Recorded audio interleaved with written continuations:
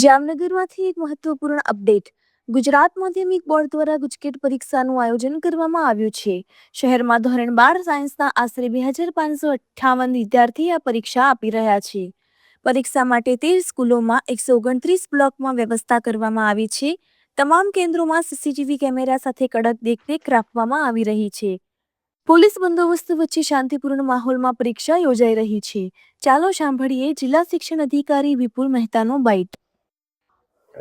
જિલ્લા શિક્ષણાધિકારી જામનગર આજરોજ ગુજરાત માધ્યમિક અને ઉચ્ચતર માધ્યમિક શિક્ષણ બોર્ડ ગાંધીનગર દ્વારા સમગ્ર રાજ્યમાં ગુજકેટ પરીક્ષાનું આયોજન કરવામાં આવેલ છે. એ જ રીતે જામનગર જિલ્લામાં પણ કુલ 13 જેટલા પરીક્ષા કેન્દ્ર પર 2558 જેટલા વિદ્યાર્થીઓ આ પરીક્ષા આપી રહ્યા છે. સમગ્ર વહીવટી તંત્રના માર્ગદર્શન હેઠળ શિક્ષણ વિભાગની આ કામગીરી સુચારુ રૂપે આયોજન અને અમલીકરણ કરવામાં આવેલ છે. દરેક પરીક્ષા કેન્દ્ર પર વિદ્યાર્થીઓને કોઈ અગવડતા ન પડે તે માટે વાહન વ્યવહાર વિભાગ દ્વારા પોલીસ તંત્ર દ્વારા કાયદો અને વ્યવસ્થા જળવાય તે સુનિશ્ચિત કરવામાં આવેલ છે. અને સાથે આરોગ્ય વિભાગની ટીમ એ પણ તૈનાત કરવામાં આવેલી છે.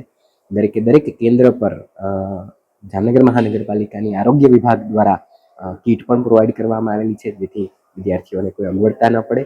આમ સમગ્ર રીતે વહીવટી તંત્રના માર્ગદર્શન હેઠળ સુંદર આયોજન આજે જામનગર જિલ્લામાં ગુજકેટ પરીક્ષાનું કરવામાં